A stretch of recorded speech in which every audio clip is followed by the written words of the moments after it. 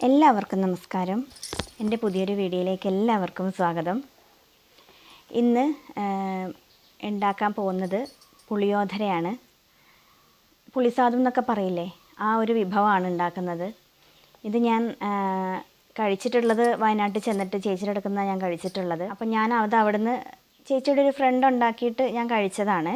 എനിക്ക് നന്നായിട്ട് ഇഷ്ടപ്പെട്ടു. അപ്പം തൊട്ട് ഞാൻ ആ റെസിപ്പിക്ക് വേണ്ടി ഇങ്ങനെ നടക്കുമായിരുന്നു. എന്തായാലും റെസിപ്പിയൊക്കെ കിട്ടി, എന്നാൽ ഇന്ന് അതന്നെ ഉണ്ടാക്കാമെന്ന് കരുതി. അപ്പോൾ പുളിയോദരയ്ക്ക് വേണ്ടിയിട്ടുള്ള ചോറ് അത് ഞാനിവിടെ വേവിച്ച് വെച്ചിട്ടുണ്ട്. ഇത് ഞാൻ നമ്മളെ ടൈഗർ അരി എന്നൊക്കെ പറയില്ലേ, അതായത് ബിരിയാണിയൊക്കെ ഉണ്ടാക്കാൻ എടുക്കുന്ന അരിയാണ്. വലിയൊരു മണമൊന്നും ഉള്ള അരിയല്ല, സാധാരണ പച്ചരി പോലെ തന്നെയാണ് കേട്ടോ ഇതും.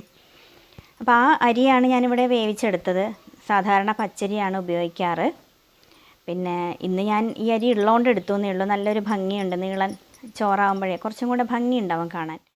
അപ്പോൾ അരി വേവിക്കുമ്പോൾ ശ്രദ്ധിക്കേണ്ടതെന്ന് വെച്ചാൽ കുഴഞ്ഞു പോകരുത്. കുഴഞ്ഞു പോയാൽ ആ ഒരു ആ ടെക്സ്ചറെ അങ്ങ് മാറിപ്പോവും, ഒരു സ്വാദം ഉണ്ടാവില്ല പിന്നെ. അതായത് അപ്പം നല്ല വിട്ട് വിട്ട് കിടക്കണ ചോറായിരിക്കണം. അതേപോലെ ചോറ് തണിയണം, ചൂടോടെ ഇട്ട് കുഴയ്ക്കാൻ പാടില്ല. അതുകൊണ്ടാണ് നേരത്തെ ചോറ് ആക്കി വയ്ക്കാൻ പറഞ്ഞത്. ഞാനിതിൽ ഉപ്പൊന്നും ഇട്ടിട്ടില്ല കേട്ടോ. ഉപ്പ് നമുക്ക് ഉണ്ടാക്കുമ്പോൾ അതിൽ മിക്സ് ചെയ്ത് കൊടുക്കാം, ഉപ്പിട്ടും വേവിക്കാം. ഞാൻ ഉപ്പിട്ടില്ല എന്നേ ഉള്ളൂ.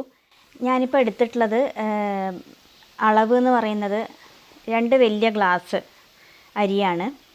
ഏകദേശം ഒരു 1/2 കിലോ ഉണ്ടാവും, 1/2 കിലോ അരി ഉണ്ടാവും. ഞാൻ അളവ് പറയുമ്പോൾ അങ്ങനെ പറഞ്ഞോന്നേ ഉള്ളൂ. അപ്പോൾ ഇതിനൊരു മസാല ഉണ്ടാക്കാനുണ്ട്. അതെന്തൊക്കെയാണെന്നുള്ളത് നമുക്ക് നോക്കാം. പുളിയോദര ഉണ്ടാക്കാനുള്ള ഐറ്റംസാണ് ഞാനിവിടെ എടുത്തു വച്ചിട്ടുള്ളത്. അതായത് 1 ടേബിൾ സ്പൂൺ കടലപ്പരിപ്പ്, 1 ടേബിൾ സ്പൂൺ മല്ലി, 1 ടേബിൾ സ്പൂൺ ഉഴുന്നുപരിപ്പ്, 1 ടേബിൾ സ്പൂൺ കുരുമുളക്, പിന്നെ ഒരു 1/2 ടീസ്പൂൺ, 1/2 ടീസ്പൂൺ അല്ല, ഒരു 3/4 ടീസ്പൂൺ എടുത്തിട്ടുണ്ട് ഉലുവ. പിന്നെ ഒരു 4-5 മുളക്, വറ്റൽ മുളക്. അതായത് ഇത് കാശ്മീരി മുളകാണ്, എരിവുണ്ടാവില്ല. കുരുമുളകിന് എരിവുണ്ടല്ലോ, അപ്പം ഞാൻ ഈ മുളക് എടുത്തു എന്നേ ഉള്ളൂ. കാരണം ഒരുപാട് എരിവാക്കണ്ടെന്ന് വിചാരിച്ചിട്ടേ. പിന്നെ വേണ്ടത് 1 ടീസ്പൂൺ കായപ്പൊടി. ഇത്രയും സാധനങ്ങളാണ് നമ്മൾ ഇതിനുള്ള മസാല. അതൊന്ന് ചൂടാക്കണം, ഡ്രൈ റോസ്റ്റ് ചെയ്ത് പൊടിക്കാനുള്ളതാണ്. പിന്നെ പുളി പിഴിഞ്ഞ് വെച്ചിട്ടുണ്ട് ഞാൻ. അതായത് ഒരു 1.5 നാരങ്ങയുടെ വലിപ്പത്തിലുള്ള പുളി എടുത്തു കേട്ടോ. എന്താ അറിയോ, ഞാനിവിടെ ചോറ് അധികം എടുത്തിട്ടുണ്ട്, അപ്പോൾ അതിനനുസരിച്ചിട്ടുള്ള പുളിയാണ് എടുത്തിട്ടുള്ളത്. പുളിസാദമാണല്ലോ, അപ്പോൾ പുളിയുടെ സ്വാദ് വേണം നന്നായിട്ട്. പിന്നെ നിങ്ങൾ എങ്ങനെയാണോ അരി എടുക്കുന്നത്, കുറച്ച് അരി എടുക്കുന്നുണ്ടെങ്കിൽ അതിനനുസരിച്ചിട്ടുള്ള പുളി എടുത്താൽ മതിയാവും. പിന്നെ ഓരോ പുളിയും വ്യത്യാസമാണ്. ഞങ്ങളിപ്പോൾ വാങ്ങുന്ന ചിലപ്പോൾ നല്ല പുളി ഉണ്ടാവും, നല്ല നാടൻ പുളിയൊക്കെ വാങ്ങുമ്പോൾ നല്ല പുളിയുള്ളതായിരിക്കും. അഥവാ വേറെ ഒക്കെ വാങ്ങുന്ന പുളിയാണെന്നുണ്ടെങ്കിൽ മധുരമായിരിക്കും കൂടുതൽ, പുളിയായിരിക്കില്ല. അപ്പോൾ അത് നോക്കിയിട്ടൊക്കെ എടുത്തോളൂ കേട്ടോ. അപ്പോൾ എൻ്റെ അടുത്തുള്ളത് നല്ല നാടൻ പുളിയാണ്, അപ്പോൾ നല്ല അത്യാവശ്യം പുളിയൊക്കെ ഉള്ളതാണ്. നമുക്ക് ആ മസാല ഉണ്ടാക്കാൻ, അതായത് ഇതൊന്ന് ഡ്രൈ റോസ്റ്റ് ചെയ്യാം കേട്ടോ. ഞാനൊരു കാര്യം പറയാൻ വിട്ടുപോയി. ഞാനിവിടെ കായ എടുത്ത് വെച്ചില്ലേ, മസാലയിൽ നമ്മൾ ചൂടാക്കില്ലേ ഡ്രൈ റോസ്റ്റ് ചെയ്യുമ്പോൾ, അതിലൊരു 1/2 ടീസ്പൂൺ ഇടണം. അതേപോലെ നമ്മൾ ഒരു ലാസ്റ്റ് ഒന്ന് വറുത്തിടുന്നുണ്ട്, അത് ഞാൻ വഴിയെ പറഞ്ഞുതരാം. ഉഴുന്നുപരിപ്പും കടലപ്പരിപ്പും ഒക്കെ തന്നെയാണ് ലാസ്റ്റ് വറുത്തിടുന്നത്. ഞാനിവിടെ എടുത്ത് വെച്ചിട്ടില്ല, ഒരു സെക്ഷൻ കഴിഞ്ഞിട്ട് എടുത്ത് വയ്ക്കാമെന്ന് കരുതിയിട്ടാണ്. അന്നേരം ഒരു 1/2 ടീസ്പൂണും കൂടെ കായ ഇടാനുണ്ട്. അപ്പോൾ ഞാനത് ഒന്നിച്ചെടുത്ത് വെച്ചാൽ, ഞാനത് പറയാൻ വിട്ടുപോയതാണ്. അപ്പോൾ നമുക്കിതെല്ലാം ഇട്ടിട്ട് നന്നായിട്ടൊന്ന് വറുത്തെടുക്കാം.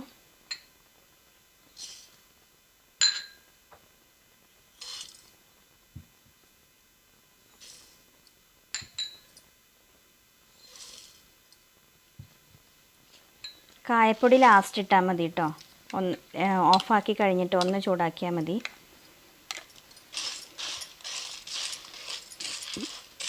ഇതൊരു മീഡിയം തീയിലിട്ടിട്ട് നന്നായിട്ട് റോസ്റ്റ് ചെയ്തെടുക്കണം.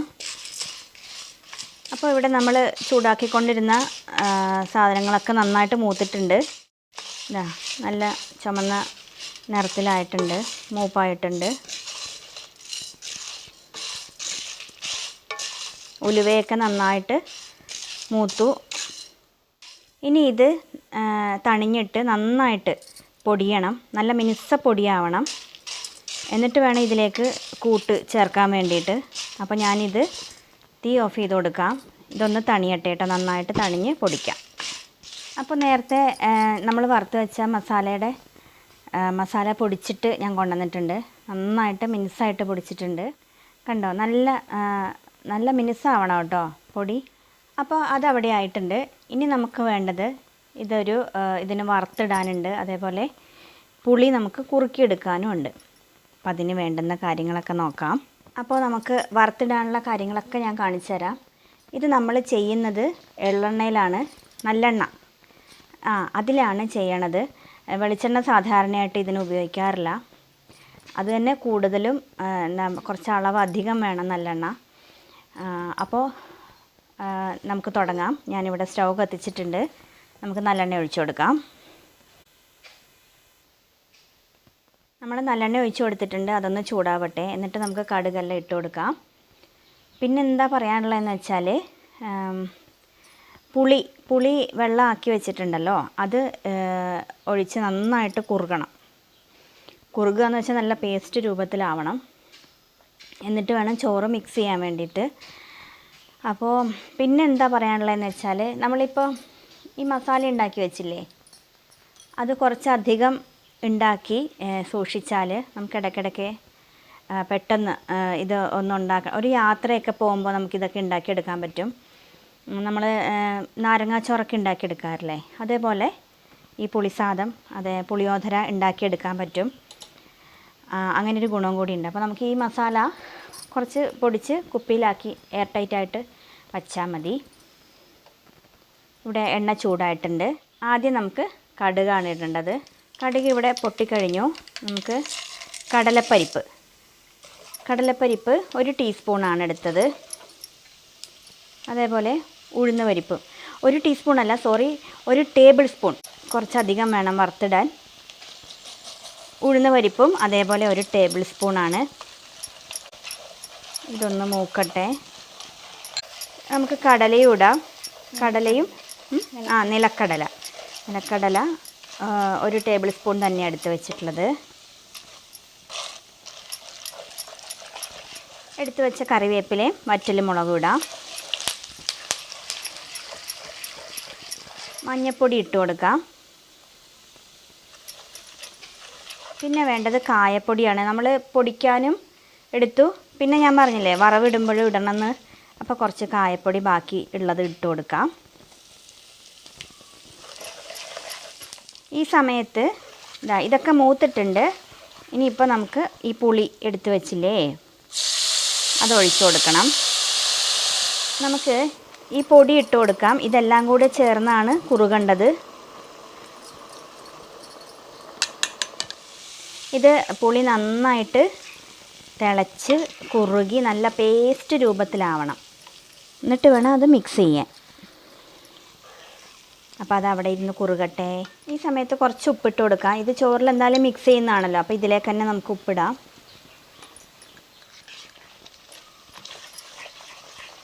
നമ്മുടെ പുളി ഇവിടെ ആയിട്ടുണ്ട്. കണ്ടോ, ഞാൻ പറഞ്ഞില്ലേ എണ്ണ തെളിയണമെന്ന്. എണ്ണയൊക്കെ നന്നായിട്ട് തെളിഞ്ഞിട്ടുണ്ട്. അതിൻ്റെ പാകമായി. നമുക്കിത് ഓഫ് ചെയ്ത് കൊടുക്കാം. ഞാനിവിടെ ചോറ് ഒരു പാത്രത്തിലേക്ക് എടുത്തിട്ടുണ്ട്. മിക്സ് ചെയ്യാൻ എളുപ്പത്തിനാണ്. നമുക്കിത് കുറേശ്ശെയായിട്ട് ഒഴിച്ച് കൊടുത്ത് മിക്സ് ചെയ്യാം.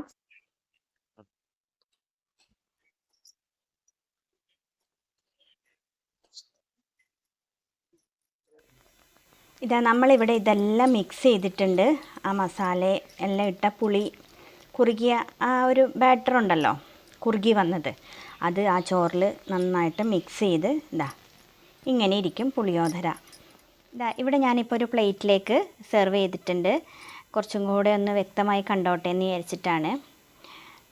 ഇങ്ങനെ ഇരിക്കും നമ്മുടെ പുളിയോധര, അതായത് പുളിസാദം എന്നൊക്കെ പറയണത്.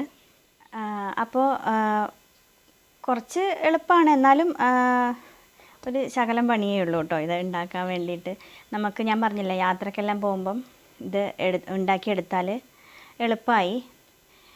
അപ്പോൾ ഞാൻ ഒരുപാട് തവണ ഒരുപാട് അന്വേഷിച്ച് കിട്ടിയൊരു റെസിപ്പിയാണ്. എനിക്ക് ചേച്ചി പറഞ്ഞതെന്നാണ്. ചേച്ചി അന്വേഷിച്ച് ഫ്രണ്ടിനോട് ചോദിച്ച് പറഞ്ഞ് തന്നതാണ്.